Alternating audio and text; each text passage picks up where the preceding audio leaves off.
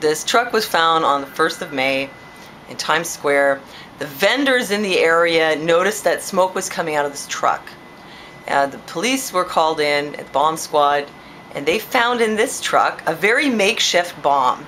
It was like a tank of gasoline and some propane and some cherry bombs and a Mickey Mouse alarm clock and a bag of fertilizer. Not fertilizer that had been turned into a bomb, but just fertilizer. So that's why Janet Napolitano said that it was an amateurish attempt, because it was like the worst bomb that had ever been made. One of the vendors, when he saw this smoking truck, went to look in the window, and what he saw was a key ring, the key in the ignition with a keychain with about 20 keys on it. And I thought, that's weird. You know, if you were going to blow up a truck, why would you leave all those keys in it? And then I thought, you know, one thing about these weird Patsy or false flag attacks or whatever they are, is that a lot of times they leave very strange and convenient evidence behind, like political manifestos, holy books, photo ID, stuff like that. So maybe the people who do these things were thinking, well, we can't keep putting a photo ID, you know, driver's license at the scene, because people are starting to catch on, because we're starting to think critically about this stuff, because there's all this information available to us on the internet. We can go and look at all the news articles and say, wait a minute, that doesn't make sense, you know.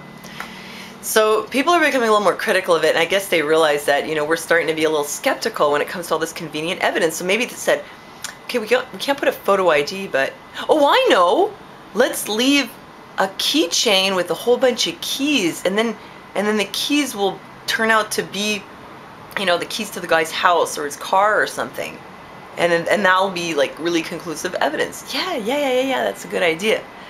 They weren't really sure at the beginning who did it. You know, Janet Napolitano said, oh, there's this surveillance equipment around, so as if that's going to help us find the guy, right? I mean, help them find the guy, you know. But the surveillance equipment showed a guy taking off his shirt in an alley, some 40-year-old white guy. And so, of course, he was a suspect, because we all know how much terrorists like to change their clothes in public, right? So at first they were suspecting him, but then it turned out he was just hot. He was changing his shirt because he was hot. So we're going to rule that one out. And then what happened? Well, some information about this guy himself. He's apparently got a bachelor's of science and an MBA, comes from a wealthy family, had a wife and 2 kids, and he had a home which was being foreclosed on because he couldn't make his mortgage payments. He'd never had a criminal history. There's no association with terrorists, you know, anything before this. He was just like a normal, like clean-cut living, you know, guy, whatever. But some weird stuff happened, okay? In May 2009, he quit his job for no reason. And then in September, he went off to Pakistan for about 5 months. You know, if I was having financial trouble and having a hard time paying my mortgage, I don't think I would quit my job and then go on a 5-month vacation.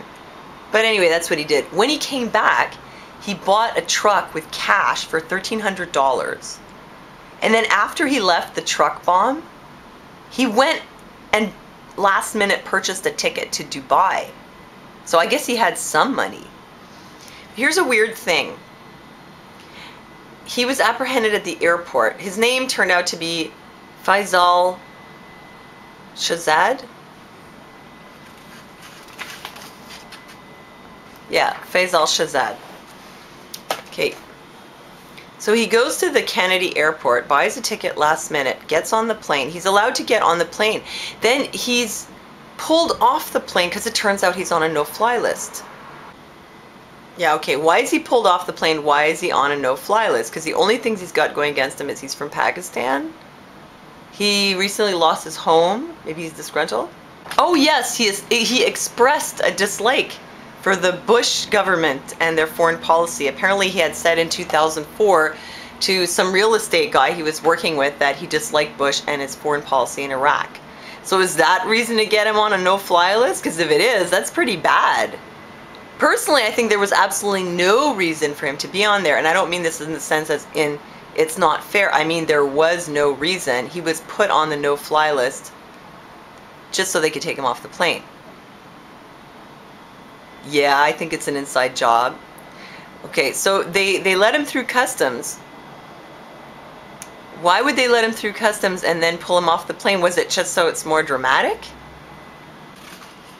Oh yeah, the White House spokesman, Mr. Gibb, had stated, I would say that was intended to terrorize. I would say that whoever did this would be categorized as a terrorist. Yeah, this whole time, you know, it's called terrorism, right? But in the end, he's not charged as a terrorist. He had his Miranda rights read to him, just like Abdul Muttalib did when he did the Christmas undie bombing, where he blew up his privates with a firecracker. He was charged with trying to detonate a weapon of mass destruction, attempted car bombing, and obstructing interstate and foreign commerce by trying to kill and maim U.S. citizens. No mention of terrorism. And then once he got busted, he started to rat out all these other people and, you know, give all this information on all kinds of stuff. So they say he's cooperating very well with the authorities. It's weird because they say, oh, they're terrorists, but then they don't actually charge them as terrorists. But then some poor taxi driver in Afghanistan who was in the wrong place at the wrong time ends up in Guantanamo Bay. Or some kid like Omar Khadr.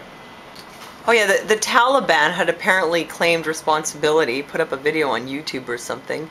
We are the ones who did it. And the DHS says, no, they didn't do it. Oh, evidence that they had found on him was phone calls made to Pakistan. The guy was from Pakistan. Maybe he was calling his mother. Okay, solid evidence that they had against him. They had the keys. The keys he left in his car, because it turned out that one of the keys on that keychain was the key to the car that he left at the airport. It was like a duplicate key for the car he left at the airport. And another one was to a house in Connecticut. I don't know if it's his house or somebody else's house. Shahzad supposedly went to Pakistan to train with the terrorists. That's what he's saying now. Okay, look, something doesn't make sense here. What is the point of going to Afghanistan and training with Al-Qaeda or whatever for 5 months to learn how to make bombs and do things like that, and then come home and put together a bomb of like a bag of fertilizer and some firecrackers and an alarm clock? You know? And then if you were a terrorist, would you leave the truck there that you're gonna blow up with the key in the ignition with a keychain attached with the key to your car that you're now gonna leave at the airport to make your escape? Would you do that? I mean, that would be like the most basic thing you don't do, is leave all your keys at the scene. You might as well leave your photo ID or your passport. So, okay, the verdict? Definitely a Manchurian candidate. A Manchurian candidate? I don't know. I don't think he's a Manchurian candidate, but this seems to me like he's some kind of a patsy. They probably paid him or something. But as a terrorist, it'd be an extremely inept terrorist who does nothing but give the authorities all this evidence. It's like an episode of CSI, you know, or the first 48 hours, where within a couple of days they got the whole case wrapped up, they know who did it. See, that's not reality. That's not how it usually goes. You know, it takes time to, you know, solve crimes. It's hard to figure out who did what. Most murders go unsolved. But this is like on TV, like within 48 hours, oh, the keys, and it turns out it's the keys to his car, and he's at the airport, and he's on a no-fly list for no reason. Okay, give me a break. Once again, it doesn't add up.